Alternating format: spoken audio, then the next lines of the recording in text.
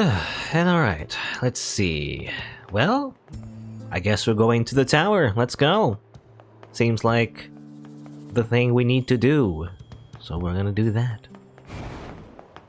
We finally have all the keys. Can we look at the keys, you know, in our menu or whatever? Oh. Weird. That was a weird glitch. Controller wasn't like working properly there. Anyway, hopefully it isn't broken. I do know that I have to use like DS4 Windows now for some reason. The software that makes the controller work. Oh, what's wrong? Oh, something's wrong with my controller. No, not another technical problem. Hold on. I'm having so many technical problems. Oh well. Hopefully it doesn't break again. What was I doing? Look at key items. It was working, my controller was working last time, but I don't know why. I don't know. Well, we have the access keys. It just says it's an access key. Okay. Nothing important. No lore. The items themselves. Don't break, controller. Especially like I'm fighting a boss or something, it's just like, oh, it broke. And then I can't do anything and I die. That would suck.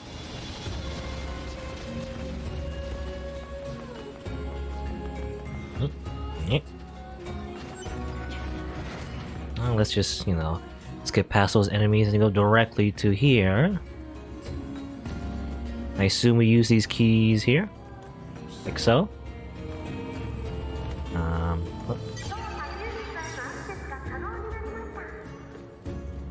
Okay, we open it up and then maybe we can hack it, I guess? Is there more hacking minigames? Okay. Oh, we have a time limit. I was gonna, like, you know, explore a little.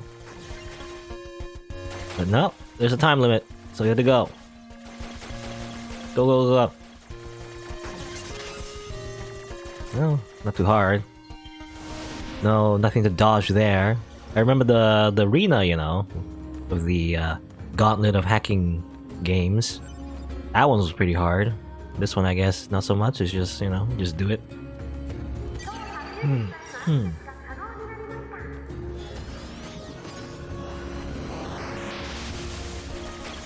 Okay, at least this one has, like, things to dodge. Or not dodge, but like, you know, don't go into the things that damage you. At the very least. And this one right here, which looks a bit different. I don't know why this one's, like, unique. I assume the main one's not open yet until we open the other ones. No.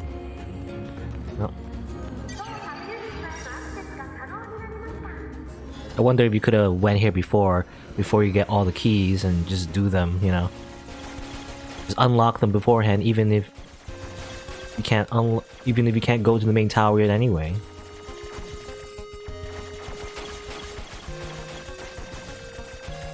I don't see why, but maybe it's a thing you could do. Oh, maybe close. Oh, it seems like the main core. Oh, I don't. Okay, I thought you had to defeat all the enemies. I mean, that's usually what you do in all the games. You kill all the enemies first before you attack the main core.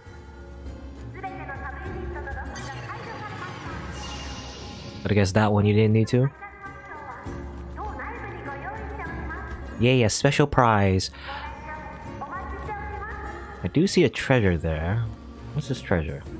Oh, it's just the thing. I wonder if, like, these boxes like respawn. Maybe, maybe not. That's just like a random chest that I thought I opened before, maybe not. I don't know. These towers. I guess they're kind of disconnected. Like this one in the front, similar to the one on the left, is just slightly disconnected.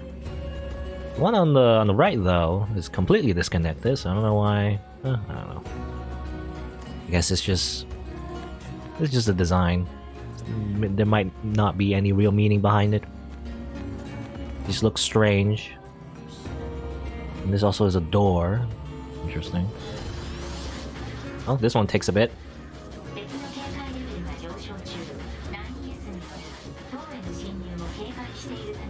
Oh, I guess we can't do that forever.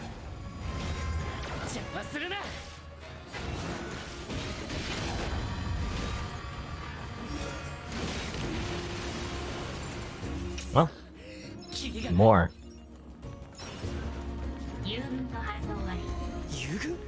Ally? Oh, hey.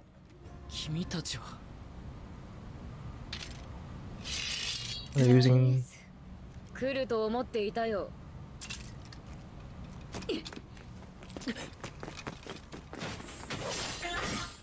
ここは私たちが何とかする。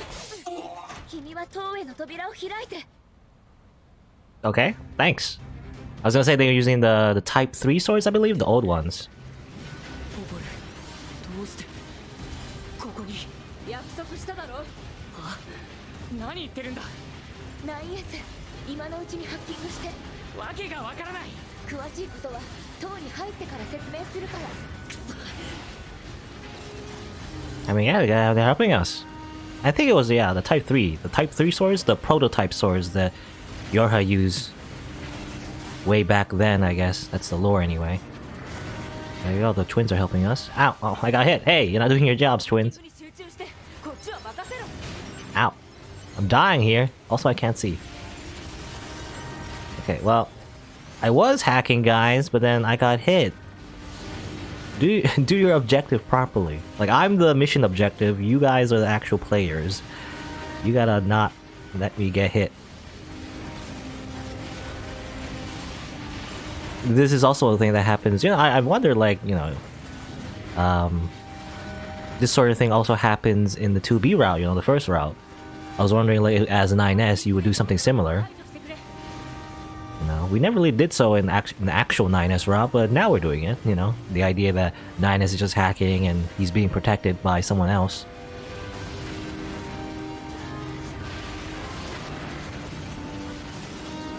Oh, okay, we're in. Hack, go! There's no time limit, so I guess we don't have to, like, rush it.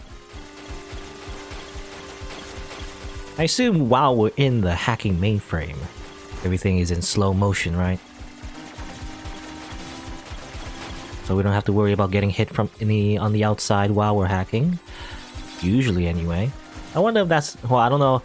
That'll be a thing later on, you know? 9S being attacked while he's hacking inside the game itself. Well, it's kind of like weird. Whoop. Yeah. Okay. Okay, I do have to, like, kill all of them. Alright. Now this one... Okay, I just have to, like, be at an angle. Yeah, okay, that works. Okay. Oh. More. What do I do? It's a shield. More shields. That doesn't... I can't do anything.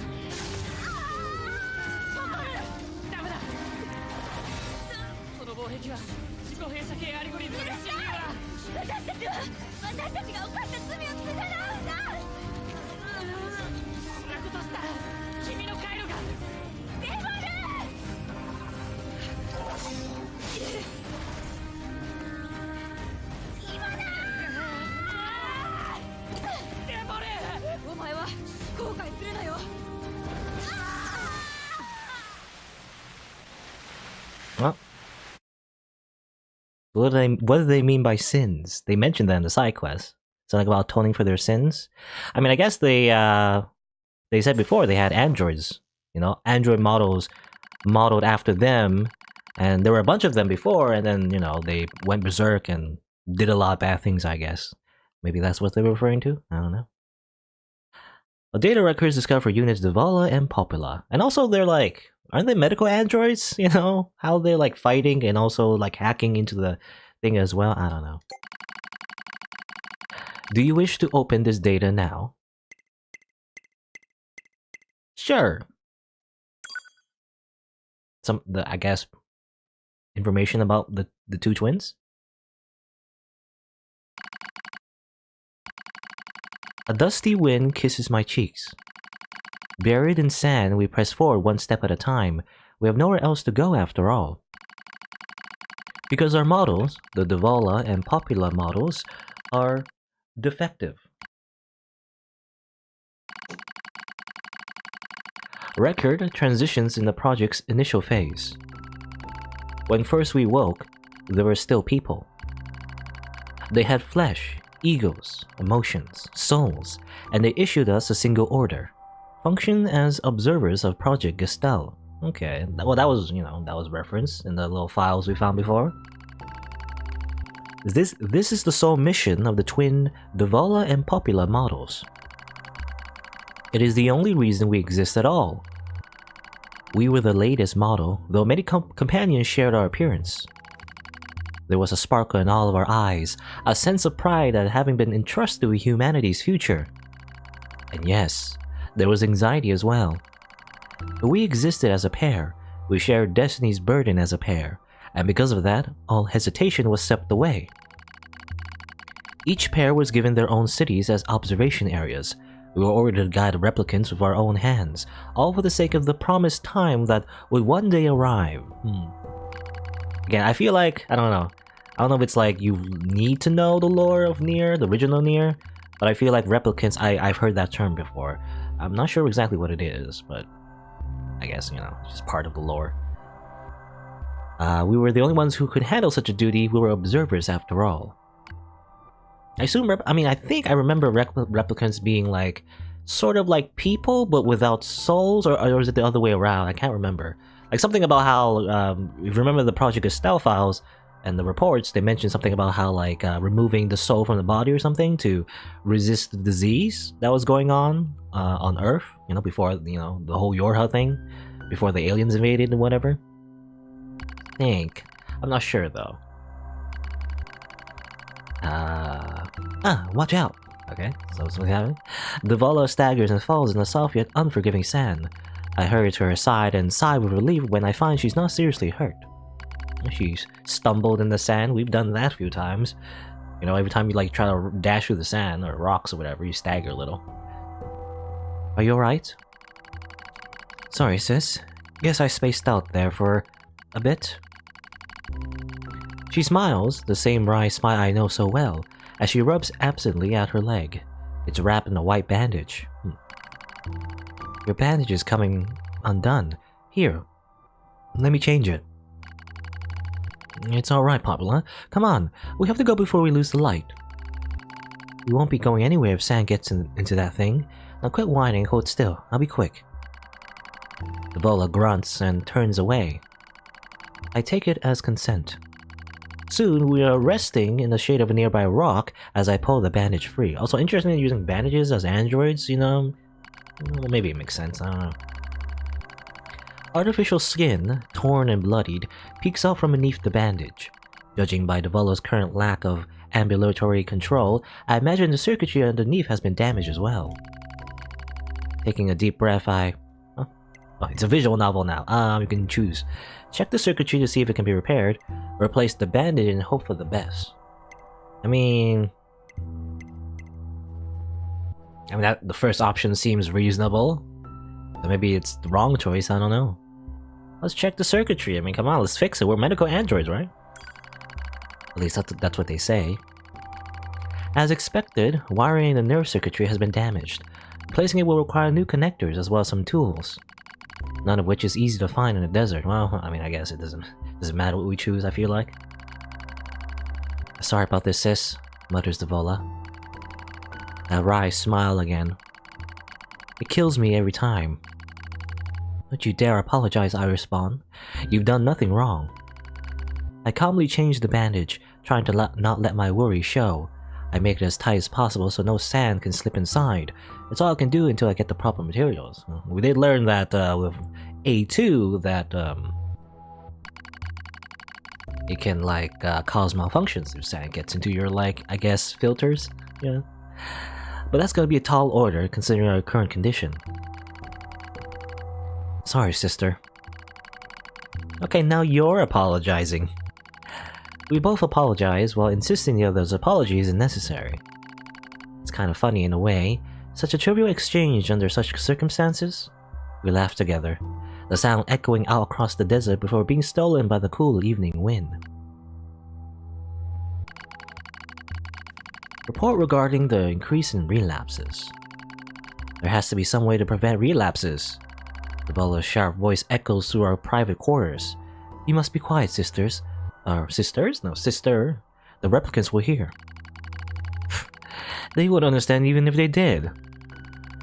That might be true, but regardless. Annoyed at my hesitation, Devolla crosses her legs and scowls. The black scroll took another victim, she says. That's 3 this month. It's spreading way too fast. Let's wait and see what happens. I'm tired of hearing you say that. Your shout makes me jump. Just a little, but enough for her to notice.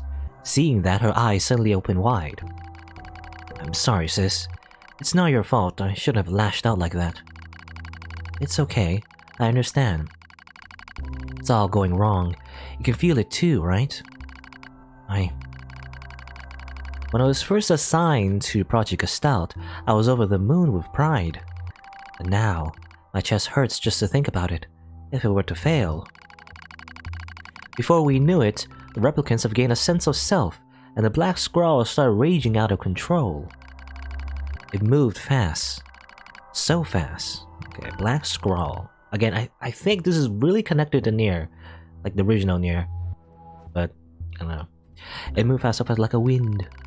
Popular and I would go to the observation room and act like it was all okay. We talked to the replicants as if we didn't have a care in the world, but at night we just hold each other and share the horror of it all. I'm glad you were with me, murmurs Popular. I couldn't have handled being an observer all alone. Well, we were able to endure because we had each other, I reply softly. Did the humans see this coming? Is that why they made a twin model? Were they really so clever? Maybe they like twins, I guess. Were they really so cruel? I couldn't have done this by myself. I would have descended into madness. I simply couldn't bear such a burden all alone. When I get the chance, I'm gonna try contacting another city, she says. Maybe these abnormalities are a localized phenomenon. I pray that's the case, I reply. Even if we're of no use ourselves, things will still work out if the other observers can pull through. Don't worry, it's gonna be okay. But it wasn't okay. Nothing was okay. All thanks to a pair of developed popular models from another town. I've seen this before. The wind rubs my cheeks. The sand grazes my skin. Okay, they were traveling around the desert area, I guess. Maybe they were there before, it became like a giant desert. It's grown cold out here. We walk with renewed purpose, hoping to make up for lost time. Devolla loses her balance every now and then. It gets bad after a while.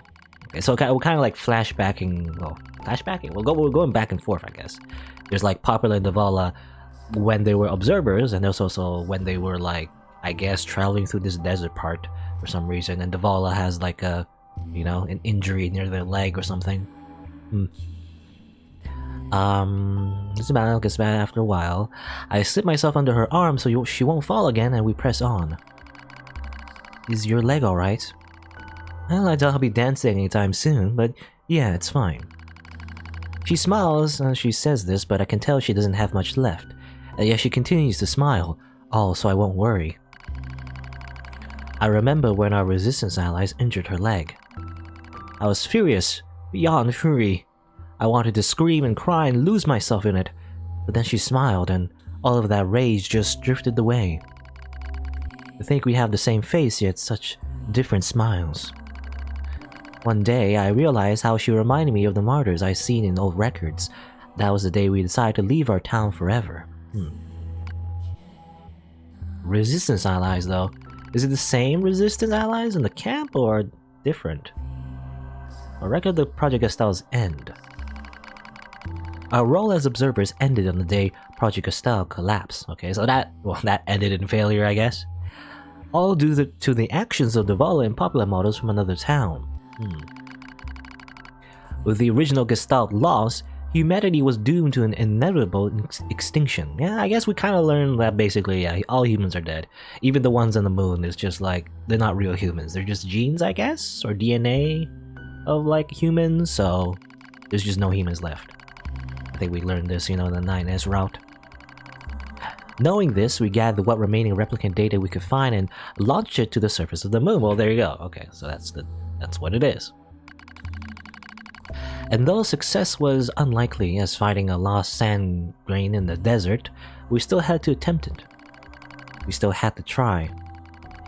We were androids, you see. Protecting humanity was our instinct. Other androids, beholden to that same instinct, began to direct their hate at the Deval and Popula models who snuffed out humanity. It started small, a few offhand remarks, the occasional glance. But even the smallest things have weight, and with enough of them combined, that weight eventually became a boulder. Becomes a boulder, rather. Emotions boiled over, remarks became jeers, and soon enough, my sister and I were the perfect target for persecution. At first, we simply accepted the fact that our friends turned on us.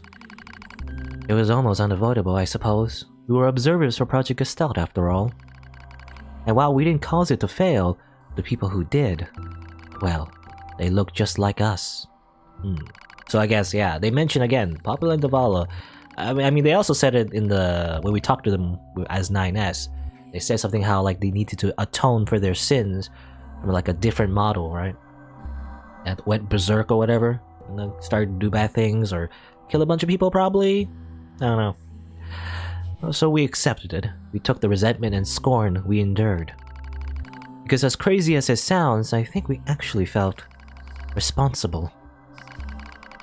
We moved from town to town in an effort to avoid persecution, but in one such town my seemingly infinite patience finally broke.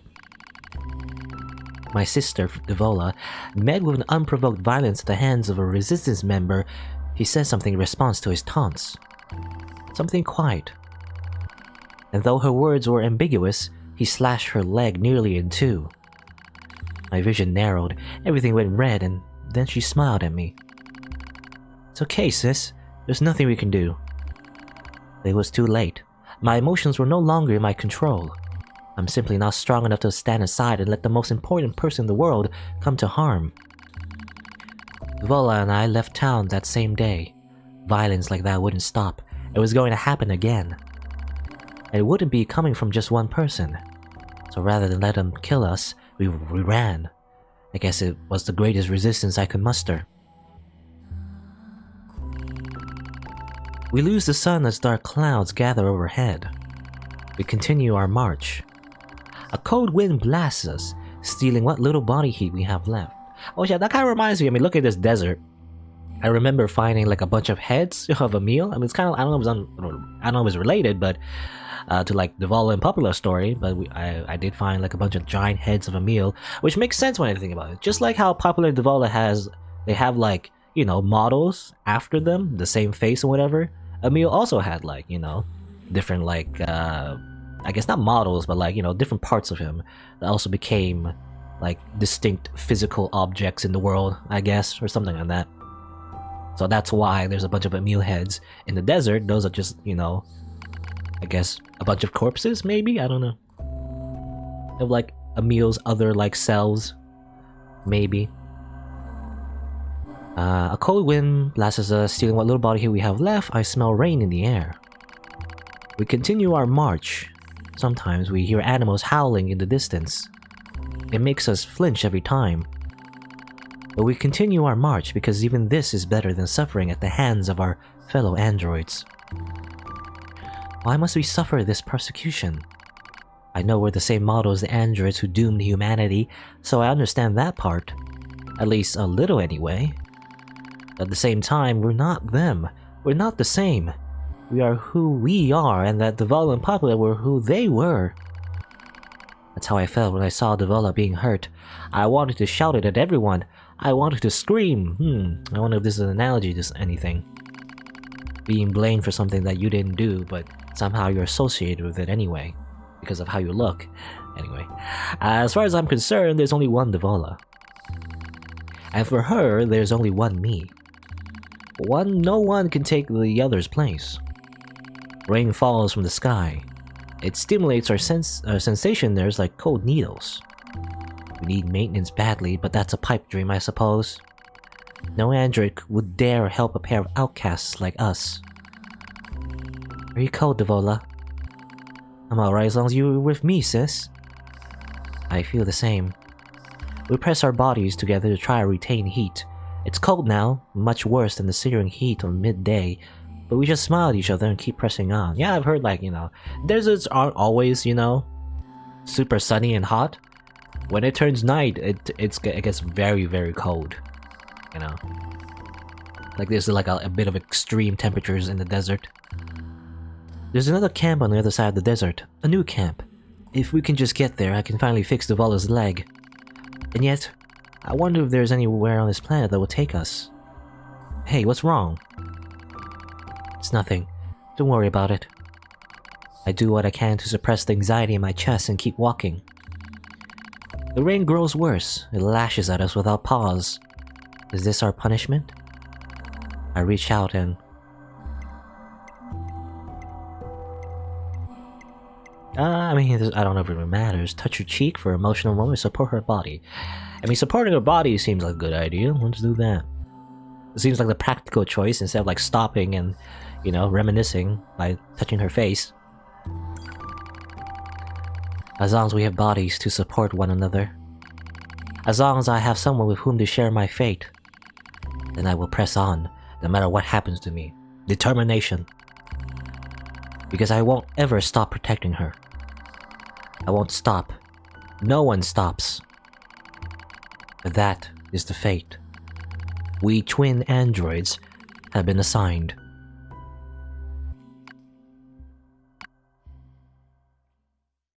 Okay. And I assume, they get to the camp we know, and probably Anemone, actually decides to save them, probably. I'm thinking. I don't know. That's how they ended up in the camp. I assume that's their backstory, basically. Interesting. The failure to manage the area resulted in the collapse of the Gestalt system, which led to the decimation of the human race. Due to the discovery of its instability, the twin system was removed from future android production designs. Following the incident, the Devola and Popula models were not dismantled. However, in order to prevent further unexpected behavior, they underwent a memory wipe.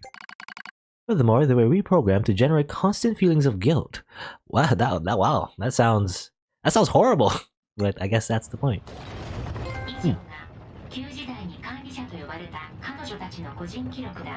So.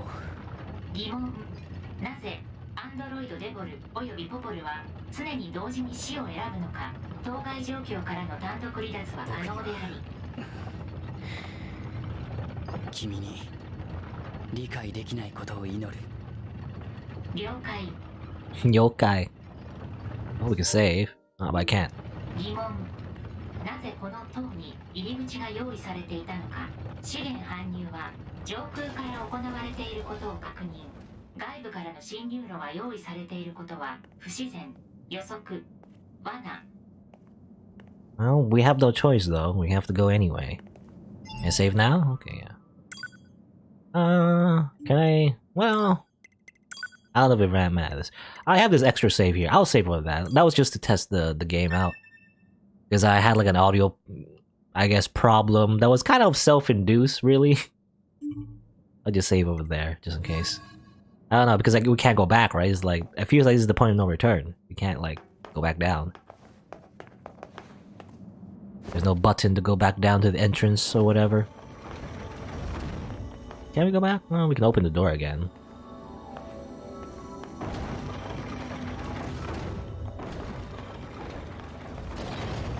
Okay, we can't go back down. I don't know why we would.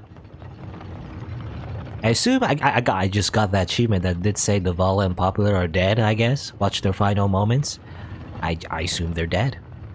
That's too bad. I see their bodies. Anyone here? Anyone here? No? Okay, well. I guess we can't go down. So I didn't need to make that extra save. But yeah, they're gone. Again, also interesting, I mean, I guess if you didn't play the original NieR, which I also did not play, it is kind of weird that you get all this like backstory and lore. I guess you have an option to not see the lore. If you're interested, I guess you can.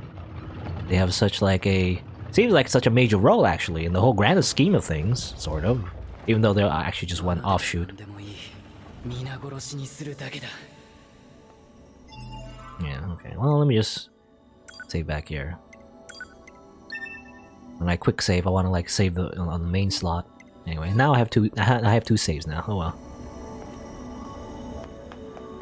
Yeah, they have such a like a I don't know, not in like this plot, the NieR Automata plot, but like the world in general. They have such a like big significance.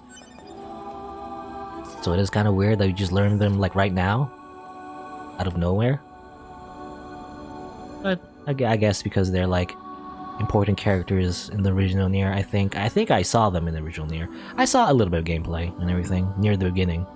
In fact, they play a little like one of the models. I think Popular or Devola. They play a little song in the game on the guitar and they sing. I remember that song.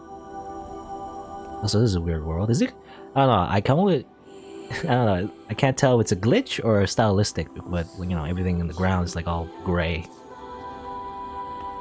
And everything. I think it's part of the game. Everything's just like upside down.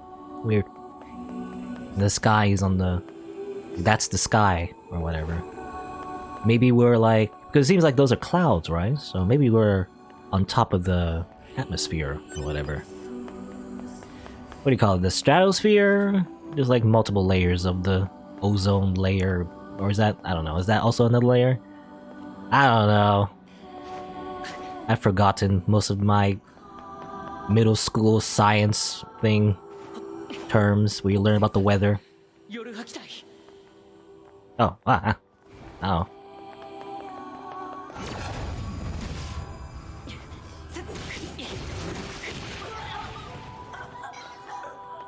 Oh, okay, two of them die. Together. They die together. Again, I wonder... I guess that's intended. I wonder if that's also like a story thing as well. Like if you kill one, the other one dies. Is that because they're like cores? They're like machine cores are being like melded together? That kind of makes sense. There has been this like hive mind kind of like theme as well when it comes to the machines, right? They kind of like share their thoughts together in multiple bodies. I wonder if the androids are also kind of doing that. At least the ones that are being corrupted. So if you kill one, the other one dies. Something like that. Well, we have another report of the Gestalt project. Yeah, this is one. Oh yeah, this one says like we learned that YoRHa units are the same as machines, or you know, at least they come from the same machine cores anyway. So I wonder. Well, I don't know. Is this the truth? It would make sense, but also it could be a lie. You know. Created by the whole like tower itself, but who knows? Because we've been like looking at all this information as truth, but who knows? Some of them might be lies. Yeah, I assume we got number 9, right? The discovery and development of the original has contributed greatly to the stabilization of Project Gestalt. Long-term management of the original will be handled by the Hamelin organization. As per the management mentioned above, all authority regarding the cryogenic plans that are relapse YoRHa to be transferred to the Hamelin organization. Okay, these terms mean nothing to me, but I guess it's more, you know, more reports. Oh yeah, number 10 seems to indicate when Popular and Devola, you know, started to maybe do something. I don't know. It says the replicants. I don't know. Again, probably something you learn original NieR, or maybe not. I'm not sure actually. I've just seen these turns. In fact, I believe again because the original NieR had 2 versions. One for the, I can't remember. I think it was one for the Xbox and one for the PlayStation. I might be wrong. Or was it for the like the Wii? I don't know. I can't remember. But there were 2 versions basically, with like 2 widely different main characters, but the same basic story though. And one of them was named Gestalt, and the other one was named Replicant, I think. I might be wrong about that, but they have like distinct names. So I recognize those terms. Oh, wait, no, don't push me off. I was surprised. Ambushed. I want to do the... Okay, I keep trying to do the air launcher thing.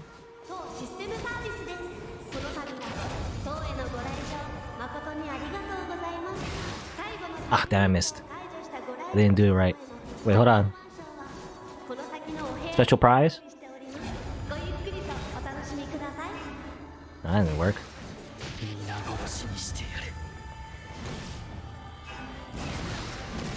Oh, there you go. There you go, I did the air launcher. Amazing. It was like you can like basically juggle someone twice. Or whatever, in the air. Oh, that didn't work. Oh, well, whatever. I don't know if we're gonna make much use of it, but it just looks fancy. And obviously you could do much more cooler things with it than I can. If you're good at the game. There's like a little trick you can do. Where if you like do a launcher attack and then dash out of it to land on the ground and use the wire to go back up in the air. You can also do another launcher in midair, which you normally can't do. But you can if you use the wire. See if we can do it again.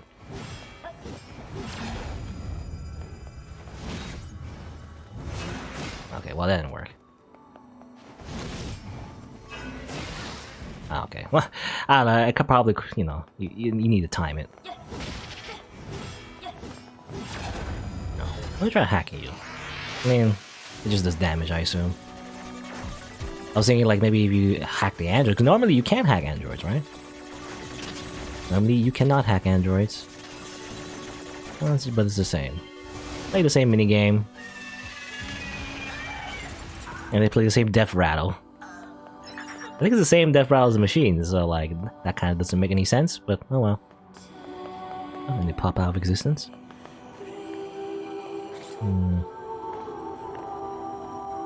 He's looking around.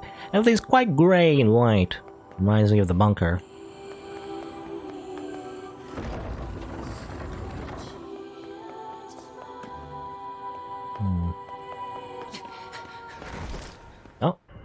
Oh, that's a lot of 2Bs. 2B type.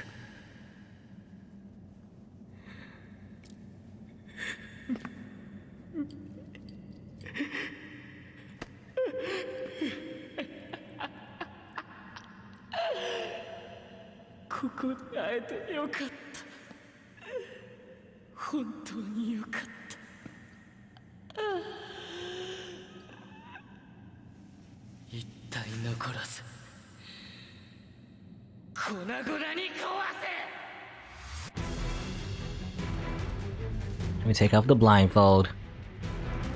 Uh-oh, run away!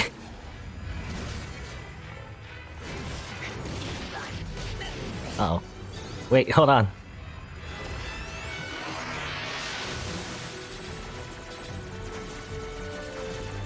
And it's funny, again, parallels of what Adam said. How, like, love and hate. I don't know what he said in particular, but, you know, love and hate are kind of similar.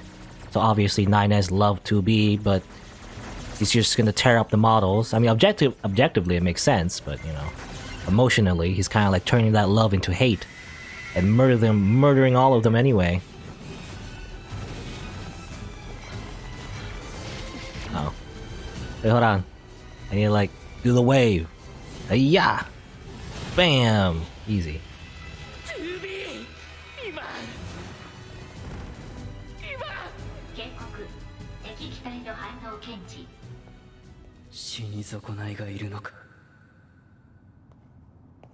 Saving's possible, by the way. I can keep I should save. As long as I have the choice to save, I'll just keep saving. Look at all these dead 2B models. Again, it also reminds me of Popular and Devola's like story of how, like, you know, they share the same image, but it's not the same 2B, obviously. They're just being controlled by the machine. Also panty shot. Or at least, well, she's not wearing panties, she's wearing like a weird leotard thing? I don't know, anyway. I guess it's called an upskirt, I guess. Something weird? Oh, this is a treasure.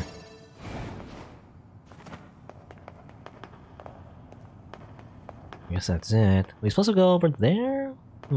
What's over here? There's a locked door? Okay, we can't open that. I guess we have to go over here for some reason. I wonder why. Oh, there's one. Oh, okay. Yeah, because the pod did say they still detected enemies. I didn't notice that this one was still like struggling. What's up, 2B? Who's not really 2B? Just her body. And her voice. And her personality, probably. Everything about her basically the same, except memories, maybe. I don't know.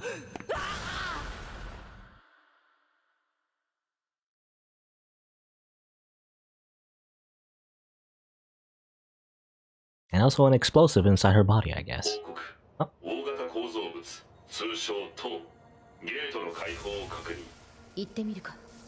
Alright, we're back to A2. That's her name, right? I keep saying A2. Is it 2A?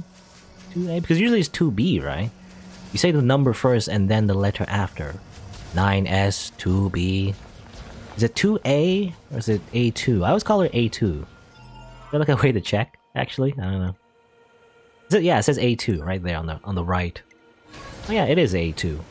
So that's interesting. I don't know why her letter is before her number compared to all the other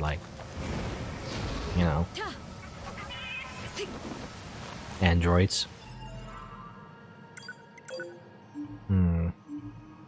Okay, I gotta keep saving just in case. You never know, my computer could crash. It's actually it's a likely possibility, actually. My computer, for some reason, is just not working. As it should. I mean, it's working right now, obviously, but, it just crashes sometimes. It crashed before I streamed, just now, so... But again, before I changed it, because I did try to fix it, but then, caused me to not be able to launch NieR anymore. So I want to finish this game before I do anything else. There's a quick save over there, in case I die. I guess you can save in the tower. I forgot about that. Actually, is there new dialogue? Can I just talk to Anemone one more time? What's up, Anemone? You've changed, number 2. The way you talk and act is completely different from how you were in the past. And you become a true leader. I'm nothing compared to Rose. Rose. Okay, interesting. Actually, I have the records stored in the external drive. I thought I should preserve memories of the time we fought together. And I also think you have the right to see them. You and I must never forget. I know. Okay, interesting. I guess if we didn't talk to an Anemone, we never would have got extra lore. Be on your guard. Hey, Deval and Popula! Oh no, okay, they're dead. I guess they're dead. Can I talk to you? You're a flower guy. Still alive? Okay. Everyone else is just a shop. They're like tutorial people. I could look here, I guess. Select the file. YoRHa Pearl Harbor Descent Personal Record Part 1. Oh? What is it? Is it more like visual novel part? Similar to Popular and Devala, again, more backstory? Well, my name is Anemone, and I lead the Anzur Resistance. This is a record of the battles I've experienced and my losses. I leave it to here as a warning to myself. The machine lifeform attack lands far too close for comfort. I smell an acrid odor and know that some of the hair has been singed off. Anemone, retreat for now, that's an order. That's my captain, Rose. I obey her without hesitation, running from the front as soon as I take out a few nearby enemies. Feet flying beneath me, I leap into the hastily built trench where my resistance comrades are gathered. How many battles is this now? The same sights and sounds, the same struggle of attrition. My resistance forces play the same war on repeat with no end in sight. I don't even remember why we're fighting anymore, but I must continue regardless. I must continue until one side or the other is dead. This looks bad, Shion. What should we do? Calm down, Lily. We'll find an opening somewhere. You don't search for an opening, you make one! Dahlia, wait! I grab Dahlia's arm before she can flee the trench and turn to Rose. She brought us here after all. She must have a plan of some kind. As the enemy horde closes in, Rose simply squints off in the distance. There's been a change in enemy movements, she says finally. Someone just started fighting over there. That's not possible, stammers Margaret. We're all here. Margaret's right. There's only 9 of us left capable of fighting the machines. Captain Rose, Gerbera, Lily, Sonia, Erika, Margaret, Shion, and Dahlia. And me, Anemone. We're all that's left of the 8th Descent Forces. The one that took place roughly 200 years ago. An uneasy Sonia pulls Shion close and chews on a loose strand of hair. I don't like it, she says. What if it's some kind of machine trap? I wait for a while, heart pounding, until I hear the enemy fire lessen. Okay, I say. This looks like our chance. Let's pull back. Someone's fighting out there, Anemone, cries Dahlia. We can't abandon them. Oh, so you want to risk all of our lives for some stranger? Come on, we don't even know if this mystery fighter's on our side or not. That's not what I said. Enough, you two, barks Shion. The captain makes the final decision on this.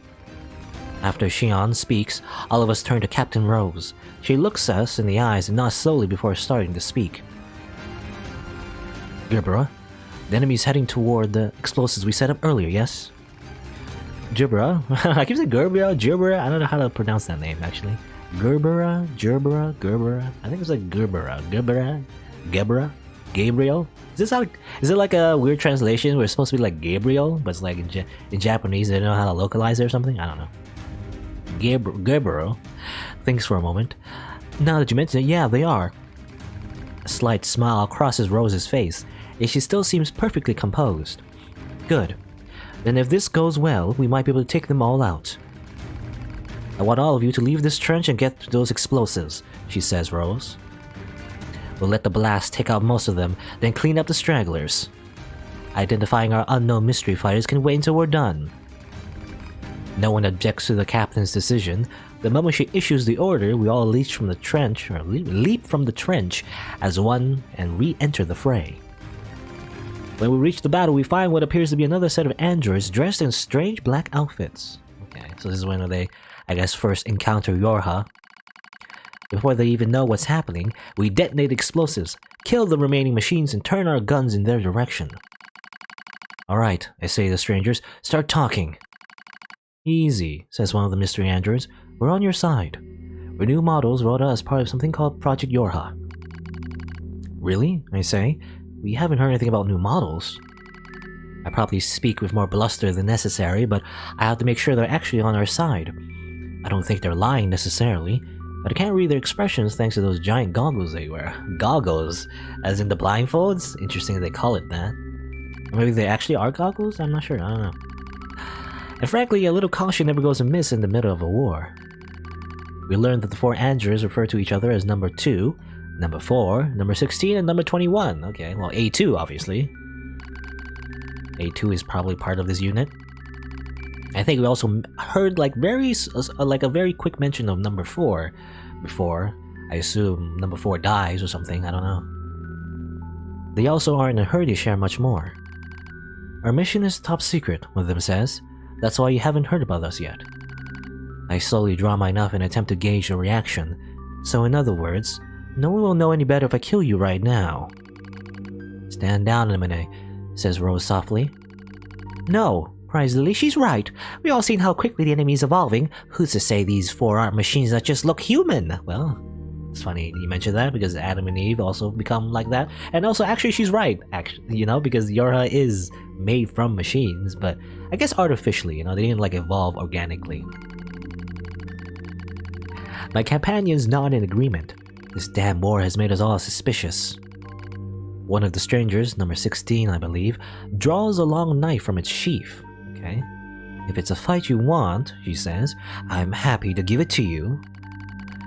Before I can respond, Dahlia leaps in front of me with her weapon at the ready. This is it, we're going to fight.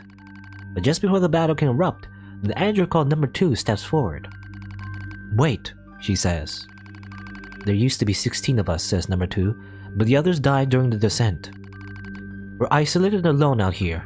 Reinforcements aren't coming, and that means we have to finish this mission with the soldiers we have left. We don't need more enemies right now. What we need is allies.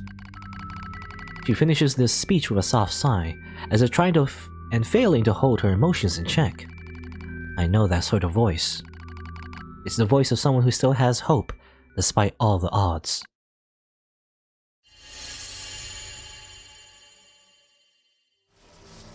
Okay, well that was part 1. Anemone Rose. Oh, part 2 as well. Hold on, let me just read that intel before moving on. Rose. This android, accounted by the experimental YoRHa squadron, is the leader of a group composed of many resistance members. As survivor of the 8th Descent operation, she continued to wage guerrilla warfare in the Pacific region thereafter. Unable to stop the ever-proliferating machines, she continued to fight a war of bitter attrition for over 200 years. That's a long time. After encountering the experimental YoRHa squadron, she sought to change the tide of battle through fighting alongside them. She was destroyed by machine lifeforms in the server room underneath Mount Kalala, or Kalala? During the mission to destroy said server. I guess Rose is dead. That's why they mentioned Rose. I was wondering if Rose was important to A2, but maybe he's more important than Anemone.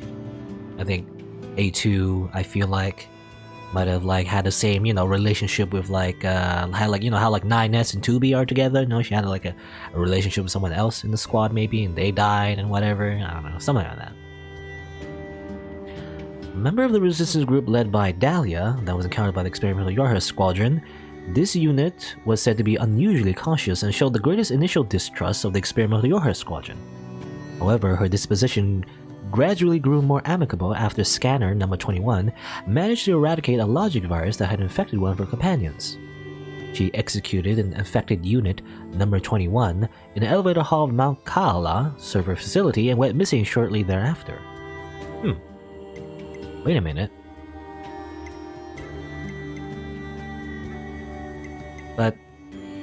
But isn't this a file? But this Andrew accountable leader. Okay, Rose is leader. This is a file on Anemone though. She I assume she maybe not fell in love, maybe, but maybe she grew to it makes sense. Grew more amicable. Just use their words. With Scanner number 21. The Scanner models, I assume, are based on 9S, so it's probably a Shota. I don't know, something like that. But yeah, they were together, but then she had to kill him, I assume. And then she escaped. But isn't that you? Isn't that you though? Huh. That's you. That's you, Anemone. I guess that's what happened. She had to kill someone she liked. Or maybe loved, potentially. I don't know. Part 2, I guess? I was thinking actually I want to think about it. Because Rose died, and then the group, and then it says Dahlia. I assume Dahlia became the leader next, right? Or something like that. Maybe there was 2 groups. I don't know. I was thinking Anemone was the next successor. It makes sense. She's the leader of this camp and everything. But maybe she wasn't. She just ran. I don't know. Maybe that was I don't know. I can't tell. Either it's a localization error. Probably not. I don't know. I'm just confused. Anemone doesn't seem like the person to but then maybe she does. I don't know. Let's read part 2, I guess. I guess we could have seen these files before, maybe. I don't know. Yeah, why not? Let's see more of A2 story, at least from the perspective of Anemone, anyway, and how they're kind of related. According to the YoRHa team, there's an enemy server beneath Mount Kaala. Okay, well, we heard about that in the files. If we can take it out, we might finally gain some ground in this endless war. As it turns out, I don't know if they're successful, but they lose some units, I guess. But in order for that to happen, we need to work together. After a bit of thought, Rose decides to throw in with the new models. It's a relationship that changes as time goes on. What are you doing, Dahlia? Just showing this idiot how weak she is. replies a winded Dahlia. I imagine Dahlia, I mean, she's like the rough type, I imagine. She's the one that, wants to go into battle and everything. I can just imagine her with like a battle axe or something. Huh, wheezes her opponent, number 16. You're obviously outmatched. Two of them are taking turns hitting each other. Okay. It seems friendly enough, as those things go. Plus, they've been doing it for so long now that both of them are out of their energy. They likely couldn't punch through a piece of paper at this point. The rest of the group stares at the combatants and tries not to grin. Dahlia, number 16, seems to butt heads over the smallest little things. Maybe it's because they're so much alike. It's almost annoying how quickly muscleheads learn to like one another. The rest of us converse as Dahlia and 16 continue to spar. We call each other by the names that I gave us, explains Rose. I see, responds number 4. I thought it strange you didn't use code numbers. She nods while she speaks, as though this all makes perfect sense. Suddenly, Captain Rose breaks out into a wide grin. You know what, she says? I think we should give you all of you names as well. No, says number 2, it would be a waste. Rose eyes her warily. A waste? You can name me when the mission's over, she replies as a blush rises her cheeks. I could tell her words also serves a wish for success, okay? Alright, responds Rose. I'll think of a name for you by then. She knows that this is a fleeting promise, as most such things are, but doesn't matter. Already I can see us growing closer to the YoRHa team, yes. I assume most of them are women actually, so these are all I don't know. It seems the only pronouns I see are like she, right? So like, I assume this is like the YoRHa squad. Anyway. Well, my friends are growing closer to them at least. I mean, in general, if you like most of the characters in NieR Automata, I think are female. At least the androids from YoRHa anyway. The only exception are the scanner models. I don't know if they were always like young shoulders, I don't know, anyway. You're all being careless, I state, much louder than I intend. Luckily, the others either don't hear or decide to ignore it. Don't get me wrong, I'm not about to go against the captain's judgment, but that doesn't mean I'm ready to just lie down and trust our new friends. Ours is a solitary existence that has long since been abandoned by the moon. No matter how they cried, mourned, or struggled, the voices of our departed comrades went unanswered. So how can you trust an entire squad of new models that you just met? What's wrong, Anemone? I hear Lily calling to me. She's likely concerned about me being apart from the rest of the group. Nothing, I begin. Before I can complete my thought, Lily suddenly opens her mouth and emits a terrible scream. Ah! Lily's scream echoes throughout the entire camp. It's heartbreaking, it's agony, it's horrible. She's infected, screams Rose. Lily's infected. We all draw weapons out of instinct as much as anything else, pointing them at our comrade as she continues to scream and scream and scream. We all know what's happening. We've seen it before. It's a logic virus, a machine weapon that hijacks android systems and overwrites their data. Well, that's happened to us. Happens to YoRHa. Quite recently, as it turns out. And since there's no known cure, it's also a death sentence. I need to show her mercy. I need to set her free. My finger rests on the trigger, yet I hesitate, and before I can make that final, fateful decision, I hear a voice rise up from somewhere behind me. Stop! You can't do this! You can't just let your friend die! It's number 21. The girl I thought to be cool and composed beyond all measure was now pleading with me to spare Lily's life. Okay, so number 21 was the scanner, right? So she's also like, I guess, a woman. So it's just, it's just YoRHa. It's all YoRHa. Which is great. What do I do? What the hell do I do? Lily said you were like a family to her. You can't abandon family. Not before you exhaust every possibility. What can you do then? I'll use my power to erase the virus. That's impossible. Rose spat out what we were all thinking. But before we can act, Lily starts to send nearby comrades flying with impossible strength. I've seen infected androids before. I know how much damage they can do once the virus turns off their limiters. They'll fight and fight until they're utterly destroyed. Dahlia, number 16, rush into the fray, trying to suppress their former friend, but she swats them like flies. How many of us have been affected now? How many friends have I been forced to put down? Again, kind of reminds, well, I mean, obviously it reminds me of 9S, putting down 2B, which is appropriate. But also in the first round as well, 2B was actually putting down 9S. A lot of killing your own friends. I guess that's the theme in this game as well. The heart I'm not supposed to have aches. The heart I'm not supposed to have aches with the thought. Okay, that's how you read it. It aches as I remember all of the identification numbers that have been retired. When did I start giving them names?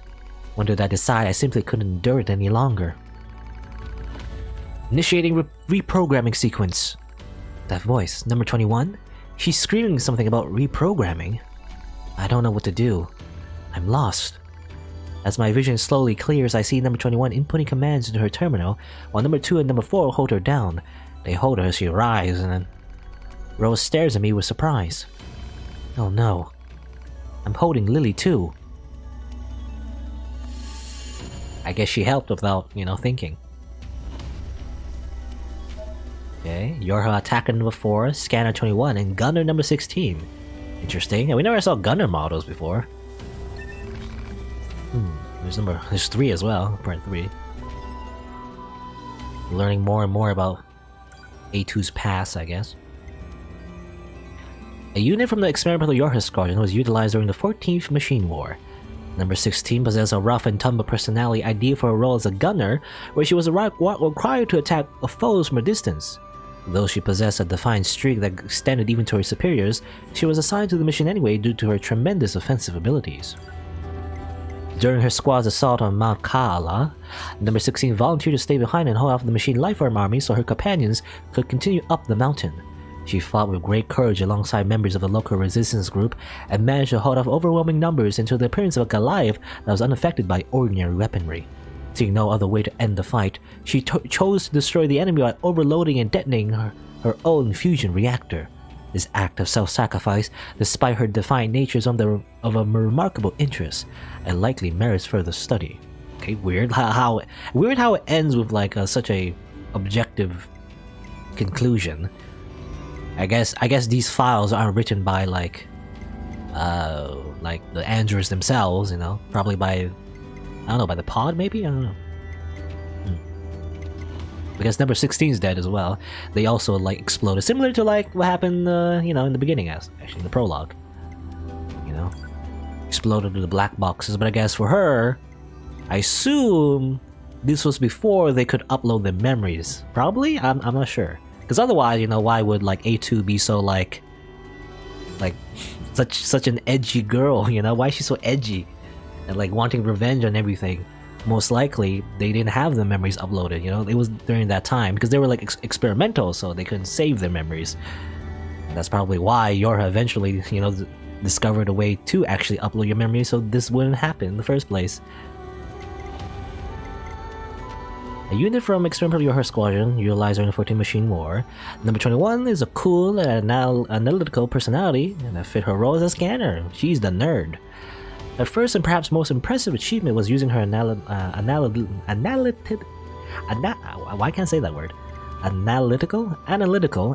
abilities to cure a member of the local resistance group who's been affected by a logic virus. Unfortunately, she fell victim to the same virus shortly thereafter during the assault on the Mount Kaala server. Well, isn't that ironic? Though she fought valiantly, the virus had evolved into a form that she could no longer remove, which eventually led to her asking an allied unit to end her life. Her initial success against the virus has been determined to be valuable information regarding how to construct barriers against machine lifeforms. Should be included in the basic systems of the all subsequent YoRHa squadron members. Okay. I assume these are just files written by the YoRHa organization in general. Okay, attacker number 4.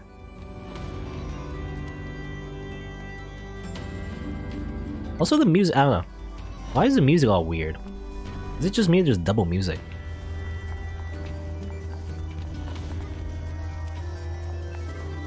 Why is that like double music? That's weird.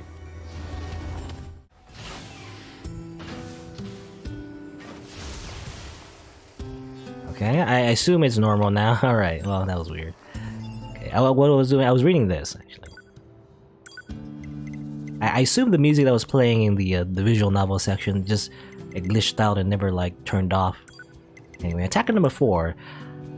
Attacker number 4 possessed an unusually bright and cheerful personality. She's very Genki, I guess. Managed to be effective when engaging in close quarters combat. I assume, interestingly enough, I don't know, attacker and gunner I guess that's why they have pods now. YoRHa, I guess, YoRHa was also evolving as well. They used to have like separate models to, to shoot things and also attack things up close. Instead, now they have like both in one model, I guess, like 2B and 9S. They have pods instead of like actual gunner models. Which I wonder actually, in that case, where did the pods come from? Maybe the pods were like they basically replaced the gunner models, but maybe they also come from the same kind of like idea, that instead of having human bodies though, they're just like small things, but they are actually also like sentient life forms themselves. They're also kind of like androids. They also have like a machine core inside of them, maybe. Anyway, let me just continue reading this. Effective in close quarter combat. In addition to providing a morale boost to the group, she also used her sunny disposition to form an alliance with the local resistance group. She's eventually killed during the assault on the Malkala server. Okay, well, she died too. The cause of which was the self-directed overload of her own fusion reactor. Further research reveals that she undertook these actions as a means of protecting her companion, attacker number 2, A2. One further note, while this unit's cheerful personality provides certain benefits to the overall unit morale, it was also responsible for a decrease in fighting spirit during intense combat. As such, it has been deemed inappropriate for future combat models. Well, that's such a weird thing to put in the end, but I guess yeah. No more A4s. A4s never exist anymore. They just don't exist. They don't make A4s anymore. Well, let's see part 3. I assume part 3 is just all of them dying. Okay.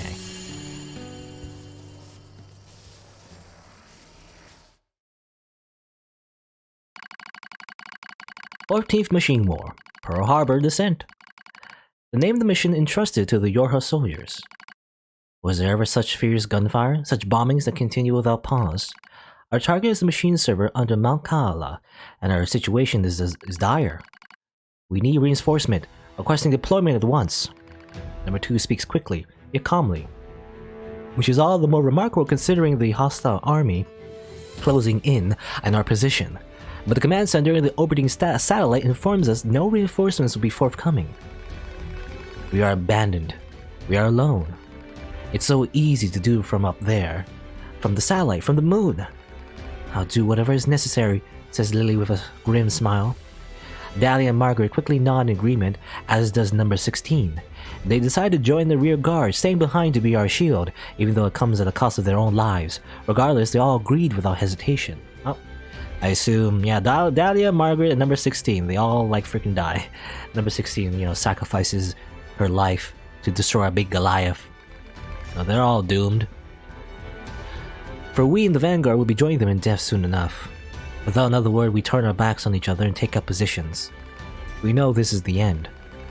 Dahlia and the others will buy us time to reach the gate of Kaala's peak. Beyond that lies an elevator, and beyond that is the server. If we can destroy it, we'll deal a devastating blow to the machine lifeforms throughout the Pacific region. As I notice number 21 scowling at the elevator, I start to have a bad feeling about the final stage of our mission. Go on, she says. I've got this. We crowd to the elevator. She begins hacking the terminal. She doesn't need to tell us what's happening. It's clear that the elevator won't descend all the way to the server unless someone stays behind to control it. Enemies incoming. They're almost on us. As I speak, I suddenly find myself leaping from the elevator and taking up a position at number 21's side, almost as if my body's out of my control. Something's wrong. Something... I'll back up 21, I cry. The rest of you take out that server. The door is closed on my friends. The last thing I see is the face of my captain, Rose. She looks concerned, but then the door is shut and she's no more. That was the last time I ever saw them. But it's alright. I'm going to finish this, one way or the other. The only sounds we hear are distant explosions and the rasp of number 21's breathing. Thank you, she whispers, for staying with me. I look at her eyes and see the telltale red of a logic virus infection. Ah yes, yeah, we always see, when the eyes glow red. That's when they're infected, as we learned. I was right after all. I sigh softly as I draw my weapon. I've seen comrades infected before. That's why I couldn't leave her to die alone. The vaccine she gave Lily is already ineffective. The enemy has evolved. They studied number 21's patterns and developed a new resistance. No one can save her now. When the elevator reaches the server, begins number 21 weakly, then I'll give you peace, I reply. The elevator moves ever lower, creating a countdown on number 21's life. How much time has passed? How much can possibly be left? Too long to wait, and not long enough for regret. A massive explosion echoes in the distance as the hall slowly shakes. It's the final act of Lily and the others in the rear guard. They just overloaded their own fusion reactors. Oh, okay, so yeah, they all died because the Goliath was attacking them. The sound of our comrades' demise slowly fades from my ears. As it does, number 21 reaches up and slowly removes her goggles, which I wonder if they're actually goggles or blindfolds, I'm not sure. Or maybe they are just goggles, or maybe... Because I'm thinking maybe the androids don't know what blindfolds are, but I'm not sure. I'm glad I got to meet you, she says. Her eyes are so red, but not completely.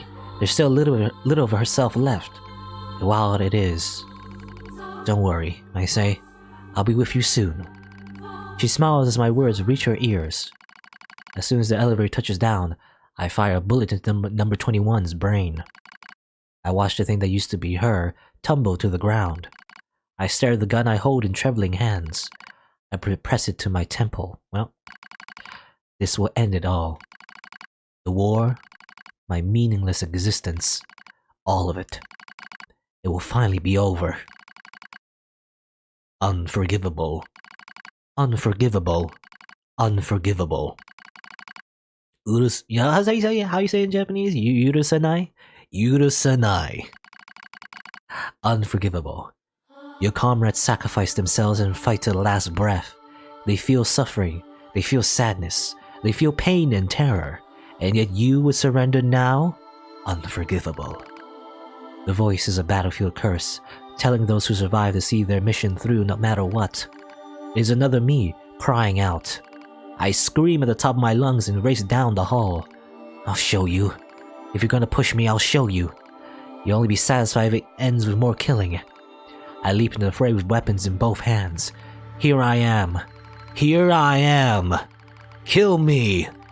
As I scream, an explosion suddenly rises up and sweeps everything away. A soft wind touches my cheek. I smell fire. I smell ash. The explosion in the server room was powerful enough to take out Mount Kala itself, reducing the once proud summit to a smoking crater. The machines immediately dropped to the ground and stopped moving. I'm trying to think, have we seen a location like this, like Mount Kala, like a crater? I mean, there's the crater in the city ruins, but that was like something that happened during our playthrough, not before. I don't know. Well, they all dropped to the ground and stopped moving. I look out over the scorched earth. Lily? Number 16? Rose? Number 2? Are any of you? I'm the only one left. The only one. I was alive because I had been afraid to die. I begin to giggle. It's a mad thing. Crazed, even to my own ears. I'll join you soon. You promised to join her soon. How could I say such a vain, laughable words, such lies? I laugh. I stand the smoke and the flame and I laugh until I think my very throat will tear itself in two. I blink. Daylight drifts through the smoke. I've been standing here all night. My laughter finally depleted. I force myself to my feet. Standing here I was gonna think, were you standing there the entire day? Would you get some cramps? I guess you're androids. But actually, when I think about it, they were probably only there for like a few hours, or at least, well, I don't know what the timeline is, but they probably the operation itself, probably took all day until finally, dawn came, I guess. I'm the coward who stayed behind, the coward who lived. Now it's my job to carry on the will of those who fought at my side. Since I can't kill myself, I have to fight until someone does it for me. I'll endure every hardship. I'll kill every machine I find. This is my cross to bear. I walk slowly into the west, dragging my broken body along. Interesting. Because Anemone, I don't know. Number 16, number 21, number 4. I'm sorry, I'm still alive. But I'll be joining you as soon as I finish some things up. Oh, there's no more. Okay, that's it. I thought it was gonna be part 4, but I guess not. You know, somehow A2 survived, I guess, from that explosion, and I guess eventually met up with Anemone. They became friends, or they were friends anyway. No, interesting, Anemone... Yeah, that was Anemone, right? I assume that was Anemone's file. So she went crazy, you know, went to the west, and finally she came upon other androids and made this resistance camp as well. The second generation, I assume. But she did say, "I'm going to kill all the machines!" But she seems to be quite chummy with Pascal as well, right? And we also, when we went up to Anemone and talked to her about, like, Pascal, she said, like, you know, times are changing, right? We have to work with the enemy sometimes or whatever. That's different. That's kind of weird. I don't know. Did her, like, quest for revenge finally, like, you know, cool down? Or maybe, I don't know. Or maybe she's still thinking the same thing. She was just using Pascal, you know? She was just pretending to be friendly. I don't know. So she has, like, a different kind of, like, rage. She'll do everything no matter what, even working with the enemy if it means destroying them completely in the end. Maybe? I don't know. Well, you know, at least we have each other. Let's make out. Oh, okay.